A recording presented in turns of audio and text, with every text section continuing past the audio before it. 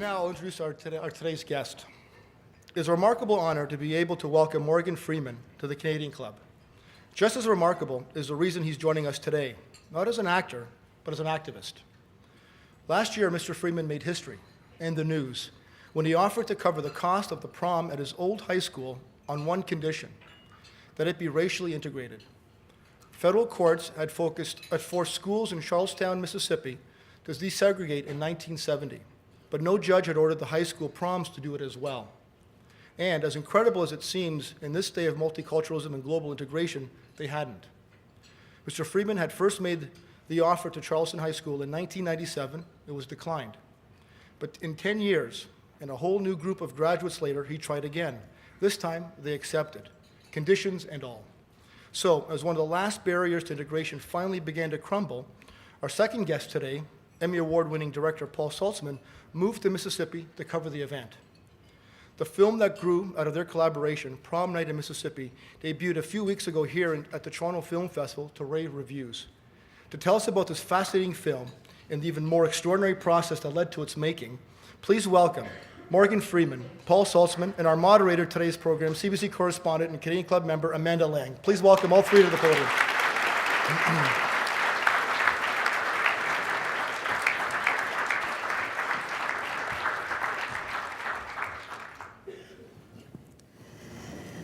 Well, it's a great honor for me to be here. I know what you're all thinking. Ha.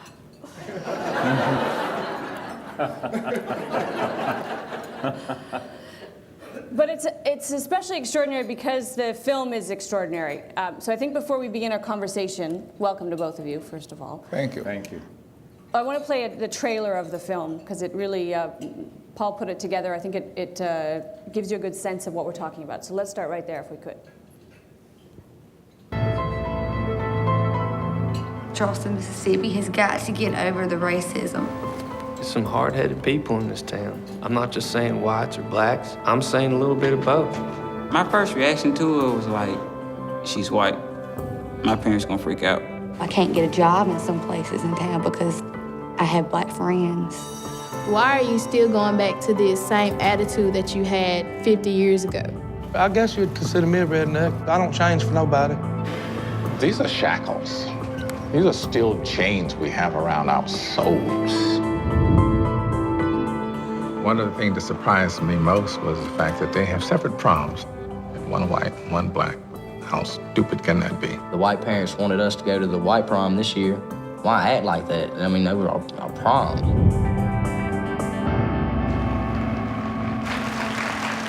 So I have this proposal. You don't want to have a prom instead of 2 or 3? I'll pay for it. Deal? What's our limit? What's your limit? $200. When there's a chance for you to make a change, why not take it? Our town is changing a little part of the world right now. Why would you want to have a prom separate? They stupid. I don't see what everybody's problem is. It's supposed to be equal. I think we might have a little problem. As far as I'm concerned, they can kiss my ass. I've just learned to love people for who they are and not for the color of their skin. If it's left up to the kids, it's gonna be fine. I want y'all to understand, y'all making history.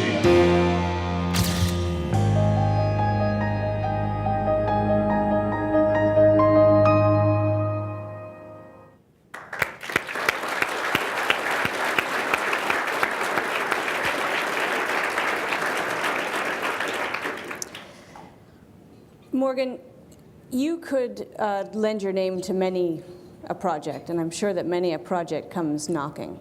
So I want to start with why this one. What was important about this that you would put your good name and attach it to it? Yeah, well, let me just clear up. This is not my old high school. I didn't grow up in this town. I grew up in the town of Greenwood. But the same situation applied when that was 55 when I graduated. In this situation, now it's the 21st century. The world has changed around us. So I just felt that it you couldn't let that go on. Somebody, you have to talk to these kids and say, you know, you don't want to live this way. The rest of the world is way ahead of you, you know, so, and, you know, kids they don't want to live that way. So it was easy. Paul, tell your story. You were in Mississippi for another reason and came to this film kind of fortuitously. I thought for a minute there I could start with my mom and... Give us the abbreviated version.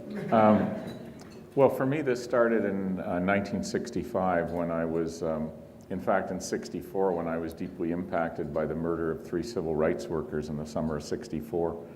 So in the summer of 65, I volunteered for the Student Nonviolent Coordinating Committee, SNCC, which was the same group they were in the summer before. And I spent 3 months in the Mississippi Delta doing voter registration work. Actually, I was based in Greenwood, the same place Morgan went to high school. And in 2006, I just was interested in how things had changed and not changed, and I wasn't thinking of a film at all, and I went back just to look around, and we met through a common friend. And the project, did it unfold the way you expected, Morgan? I didn't know what to expect. And the serendipity of meeting Paul and having that grow into something even bigger than I was planning for it to be. All that added a little bit more to it, and I think specifically for the kids. On the ground, we're going to show some short clips from this film. Those of you who haven't seen it yet, you can see it. It's opening tonight in Toronto, and I'll tell you about a benefit that kicks it off this very evening. There's still a few tickets left, but it's going to play now to limited distribution in Toronto, and we'll give you those details. But was it difficult, Paul, getting access, getting into the school, getting to the kids to talk? Were they wary of you and your camera? Once Morgan put the offer back on the table, excuse me, the school board wanted to meet me before agreeing to let us film, before agreeing to give us permission to be in the school grounds. And so before Patricia and I headed down to Mississippi, I had to pass through their concerns. And their biggest concern, really, if you boil it all down, was I going to make fun of them? Was I going to shame them? Were we there to criticize? Look at how bad you guys are. And I just reassured them that that was not in my mind whatsoever. What we wanted to do, Patricia and I, was follow the process. Whether it was integrated or not, we didn't quite know when we started. And either way, it was about if we let these young people express themselves, their own feelings and attitudes, it would be an encouragement from our point of view as producers of a movie for other young people to consider their own attitudes, their own beliefs, their own prejudices. So that's what we did. And was it hard to get access? Once the reason we moved down for 5 months and lived in rural Mississippi, in redneck country in the hills, because that was the only place we could find a place to rent. It so happened to be the town of Casilla, Mississippi, which is the crystal meth capital that started in the United States. And we moved down for 2 reasons. One was it was more fun as filmmakers to get to know people, to be in the community. It was also more important as documentarians to not just come in and out, which is the way news always works, to just be there. And it was important, most of all, for the people to get to know us and see us every day in the restaurant, on the street, in the Subway sandwich shop, on the main square. And that way, the kids got to be familiar with us. Let's play the clip of the offer that Morgan makes to the kids. I want to talk about these kids, but can we have that first clip, please? There was another hand went up back there, and then I'll get you. Yes, ma'am. So, Mr. Freeman, why exactly are you doing this? I live here. I think it is the stupidest thing I've ever heard of, that in this time, this period in our lives, you children are being brought up this way. It hurts me deeply. You say, well, where do you live? I live in Mississippi. Mississippi? Yeah, there's a problem there. Well, you know, yeah, so, and then I have to report, well, our kids, we live in a very small town, and our kids go to separate proms. So, well, can you explain that? No, I don't want to explain that. But I do want to end it. And from what I'm hearing this morning, so do you. Am I right about that? Yeah. Yes, sir. Excellent. You'll do it. I'll write the check. So any more questions? What's our limit? What's your limit? Yeah, Oh, budget. I don't want to set a limit. Oh. You set it.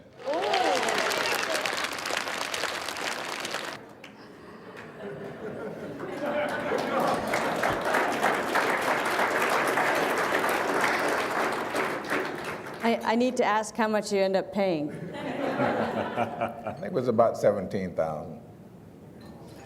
That's not insignificant. Yeah, it was a good buy, actually, I think. Let's go there. Do you feel that? I mean, you made this investment in these kids. You took your personality and your charisma to them. Do you feel as though you've changed them forever? Oh, yes. Yes. In the sense that they, together as a group, I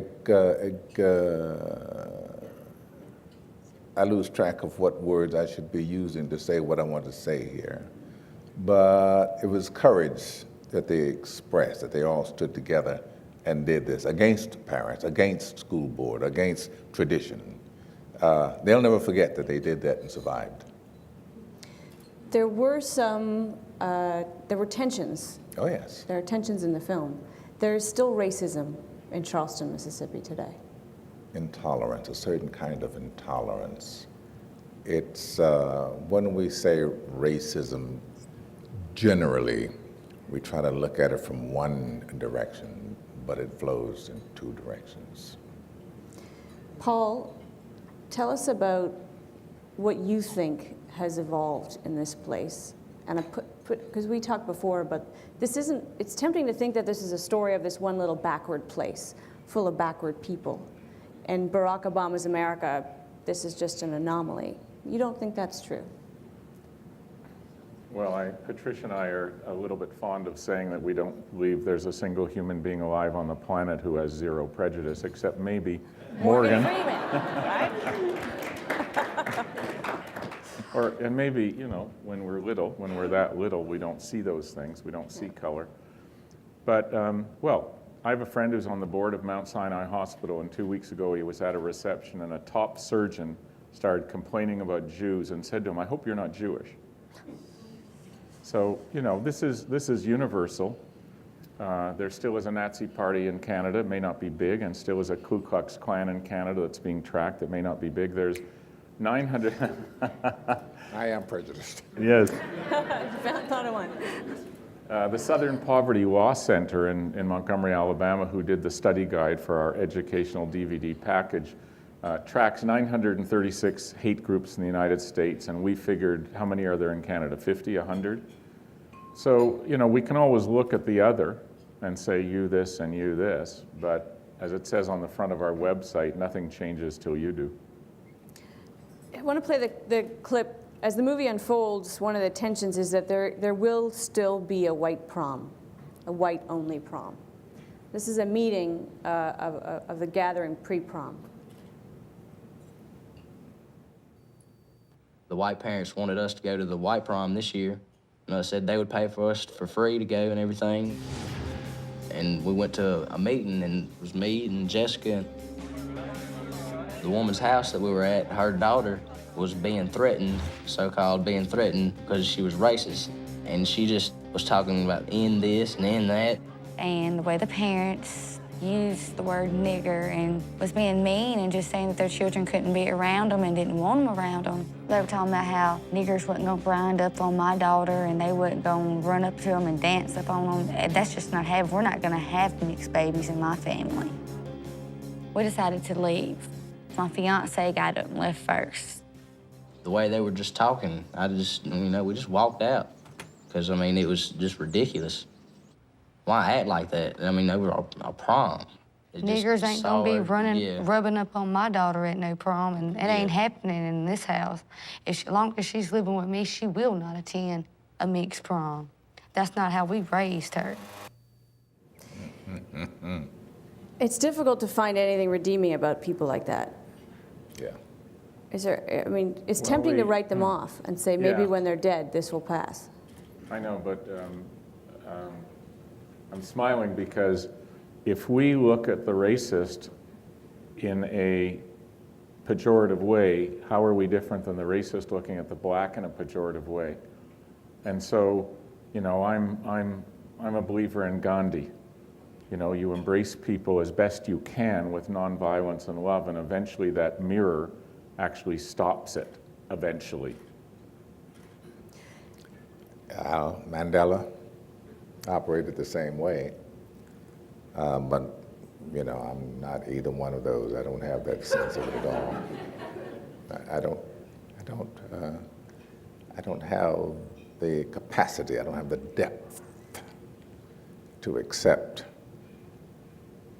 other people's hatred. You know, if you hate generally, maybe you're ill. Who knows? I don't know. But I don't know how you condone it in any way. And you're not talking about condoning, you're just talking about embracing someone who needs it. Understanding it, yeah. It's not to be understood. And also, it's important. I understand why you don't like Jews. You do? Explain it. Morgan is, as most of you know, playing Nelson Mandela in an upcoming movie. Mm-hmm. It's due out December 11th. Can you think of a better person to play Nelson Mandela? Flora Bella.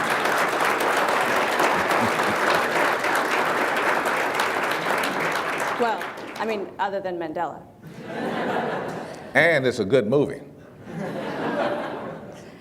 But you do have this, you do play character, I mean, I shouldn't say you're typecast because you've done a full range, but when I think of you as somebody, your characters are wise and they have a great deal of forbearance and is that you? Are you like that inside? No. No? I am an itinerant actor. I am nothing more or less. The image that I put forth to people, it's great. And when I get out among people, I try to keep it in place. But I'm just an actor, a little stupid.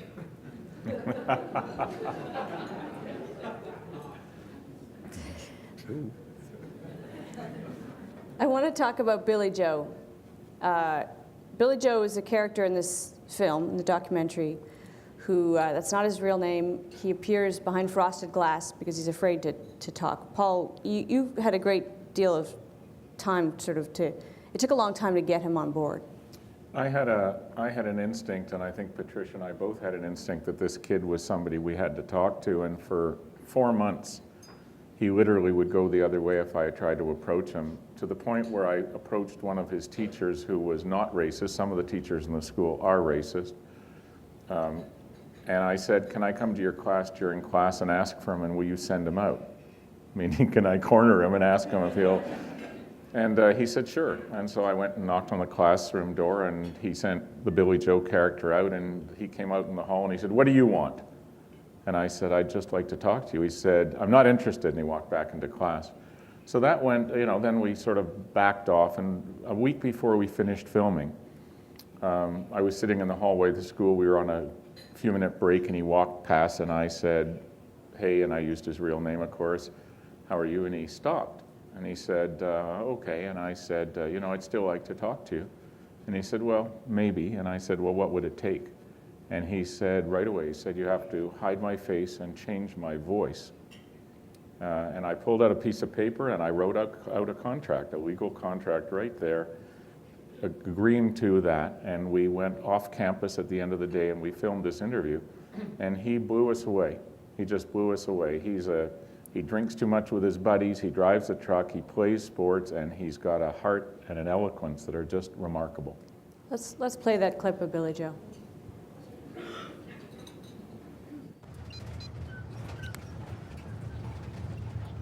Now, we've avoided talking about the sexual aspects of this separation, but that separation is primarily black boys and white girls.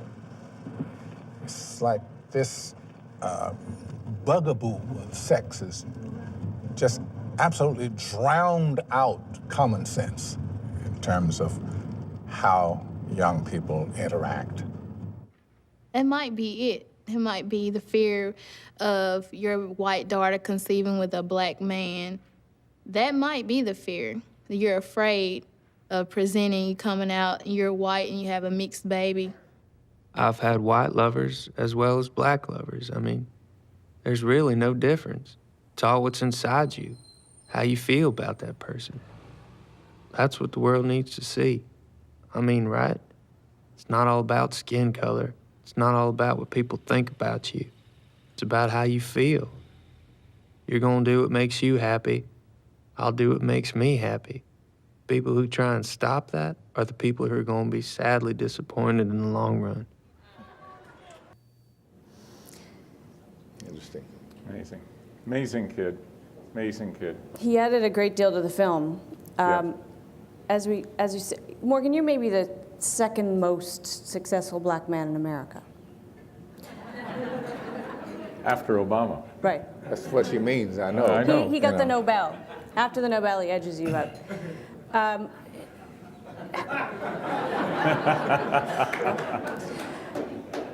How much racism do you encounter? None. Nothing at all? No. Because you're a movie star. Because I'm a movie star, right? Everybody loves me. Not kidding. So I don't represent a threat of any kind to anyone most of the time. Sometimes husbands get a little upset. I can imagine. I'm kidding. I don't know if you actually know this, and I can't even remember if we spoke about it, but one of the fathers of one of the kids in the film who's got not a racist bone in his body, and his father's a wonderful man who also doesn't have a racist bone in his body, but there still is a white country club in Charleston. You can't go there if you're black except to work. You can't go to a reception if you're invited, if you're black or colored. And there's about 100 families who are members. And one of the young man I'm talking about, his father belongs to the club, even though he's not racist, but he's an avid golfer, and there's the golf club. And he and his golfing partner, another white guy, talked in the golf club house one day about wanting to bring Morgan on to play a round of golf.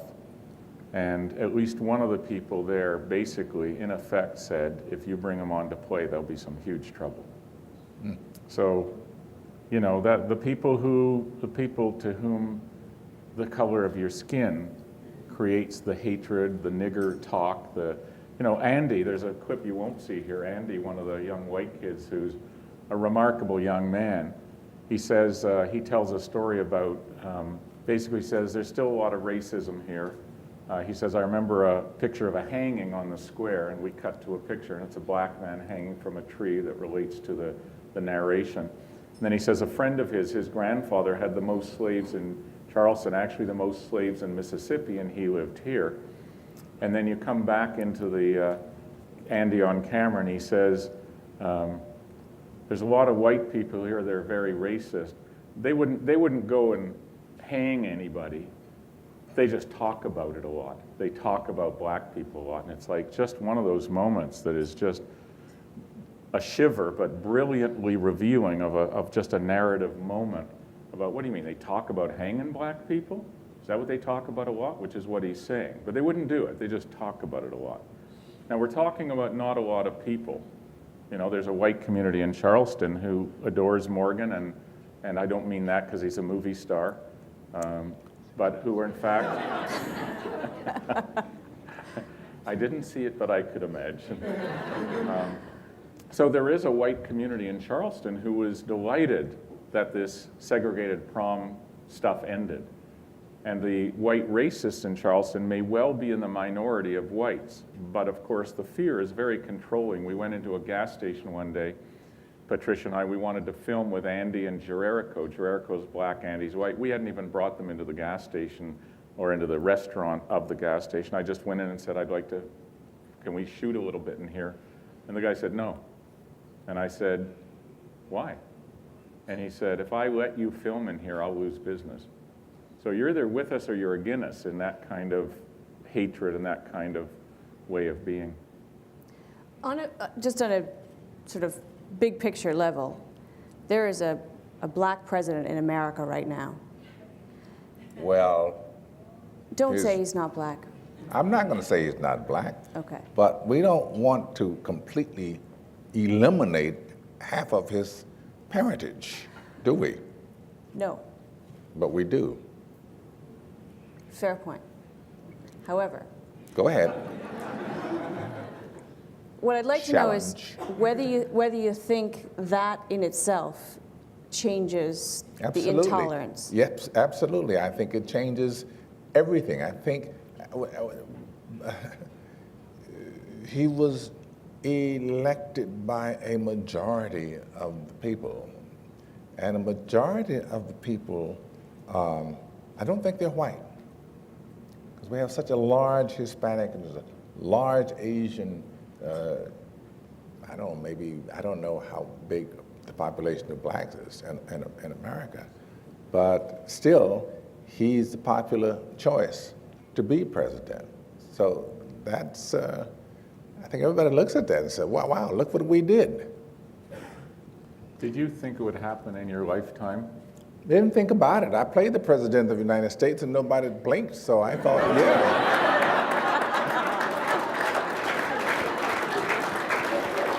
Right on. Yeah. I want to play one last They clip. didn't blink when I played God either. Now Which did you prefer, Which do I prefer? president or God? I wouldn't want to be either one. No? No. You could only be one. Well, let's face no. The president doesn't earn much money, and he's got a lot of problems. God, everybody comes to with their hand out. Give me this, loan me that, help me with this and fix that. Yeah, I just say, well, hey. Movie star is about right. Right. Can we play the clip of Brittany's mom? It sort of speaks for itself. My grandmother always told us that we were all put on this earth different, and when we all start integrating, there's not going to be any more individuality, and we're all going to be the same, and if that's the way God wanted us, he would have made us all the same to start with. My parents taught me about racism. If you're white, God wanted you white to be with white. And if you're black, God wanted you black to be with black. And you can't try and change them. Not somebody that's much older than you, not a whole nother generation. You can't change them. They've done lived their life, but they try to tell you how to live yours, and that's where the conflict comes in. We can't keep muddling along in the most backward parts of your psyche, you know? You've got to break free of this. These are shackles. These are still chains we have around our souls. Did you write script for yourself, or is that just how you speak? It's just how I talk. Really? Just at dinner? Yeah, I never write anything down. I can't. It's extraordinary. If I go to a function and I get a lot of awards for different things, and it's like, please come and get this award. So you go there, and I'm able to write down a speech that says thank you, because it doesn't seem like, to me, it's not spontaneous enough. I can't do it. I would like to thank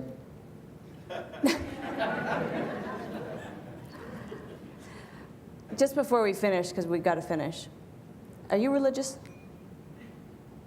What do you mean? Do you believe in organized religion? No. You don't adhere to... No. I hate to answer questions like that in public, but no, I don't. I'm not organized. Because what we just saw is actually one of the problems.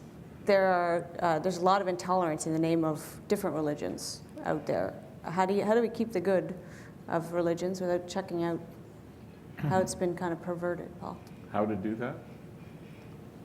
I got about 30 No, seconds. I've got a very easy answer. It's a delicate subject. I think you forget about religion and you pay attention to spirituality. Meaning, I do believe that there is a higher force in the universe. Call it love, call it God, call it goddess, male and female energy. And I don't know a lot about the Bible, but I know that Jesus said the kingdom of heaven is within us. So what does that mean? It means go within and you will find it all. And that's got nothing to do with out there. It's got nothing to do with any church or any religion. And we don't need anybody to interpret between us and the divine. That's just a business. It's an interesting discussion, isn't it? What else should we talk about? We talk about all kinds of things. Our time's up. Is it? Yeah, what's the most personal question I could ask you that you would not want to answer? I won't ask it. I'm just curious. And so I won't tell you what it is. No? Where don't you like to go? Your family, your sex life, what is it? No, none of that. None of that? You don't like to talk about that? No, I don't talk about that. So let's not talk about it. Okay. I don't talk about God. No? No. I bet he talks about you.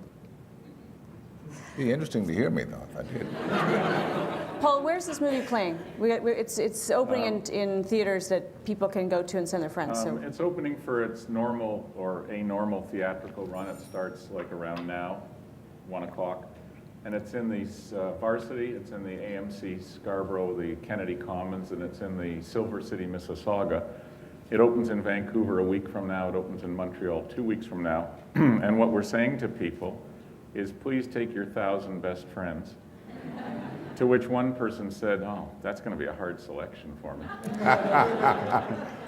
Because the opening weekend is what makes or breaks a film, and documentaries are very tough in theaters. And tonight, may I mention the benefit? Please do. Tonight, our outreach work is all under the heading of Moving Beyond Prejudice, which is our educational DVD packages for schools, which is now ready. And our website and our going around, Patricia and myself, screening and talking to young people. We were just at Northern Collegiate this morning in Toronto, Auburn University in Alabama last week. And there's a benefit tonight for Moving Beyond Prejudice, which is the specific benefit is to put the educational DVD package in schools that can't afford to buy them.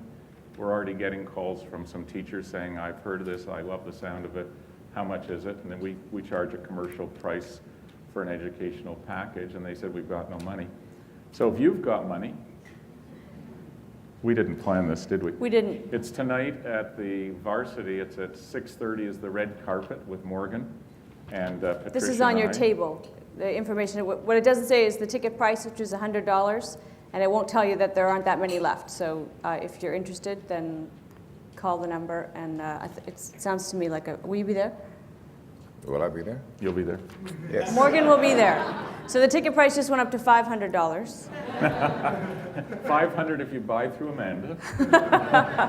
I think we are out of time. I'm just going to speak for everybody here and say what a great honor it is to meet you and have you here and know about the film, Paul. And Thank you. Our thanks to you for your time and your effort on this.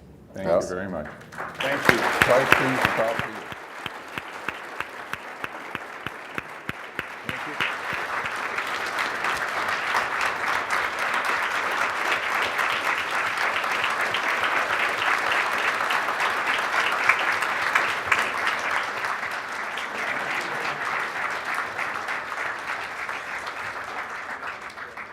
I'd now like to call on Nick Chambers, President-elect of the Canadian Club, to come up to the podium, please.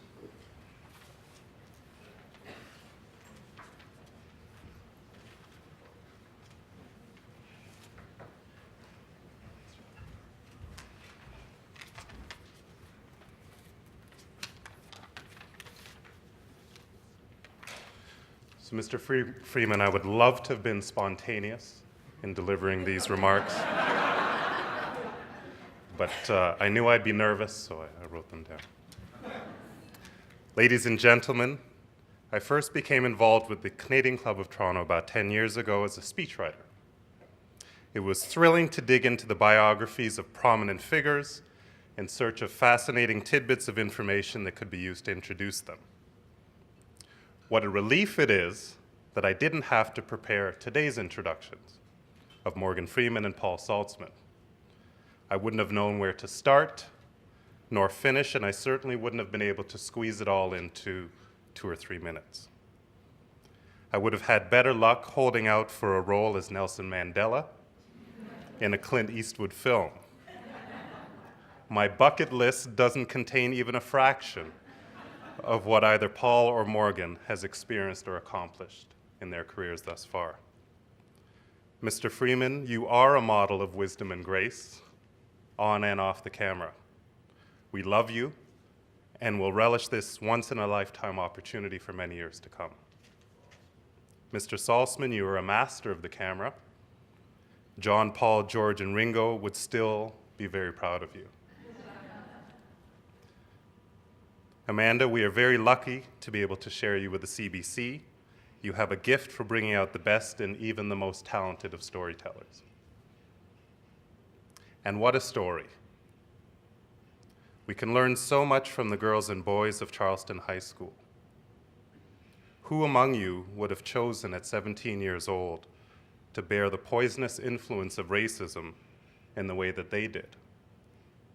Yet, who among you can deny, or who among us can deny, that these young people will forever reap the benefits of having faced up to Morgan's challenge?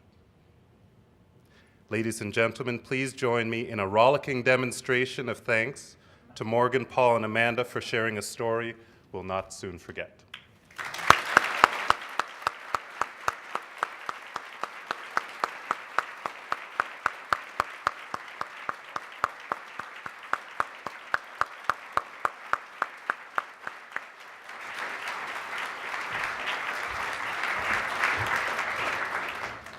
Thank you, Nick. And again, thank you very much, Morgan, Paul, and Amanda, for for being here and for sharing some time with us. As Amanda had alluded to, the pamphlets on the table, what you may need is the phone number. If you are interested in purchasing tickets, I'll give you the phone number. It is 905-901-1300. 905-901-1300 to order tickets. So I just wanted to make sure that you had that opportunity. And again, I wanted to thank our speakers. Thank you, Morgan, for spending the time with us. And most importantly, thank you all for coming. This meeting is adjourned, and enjoy your afternoon. Thank you.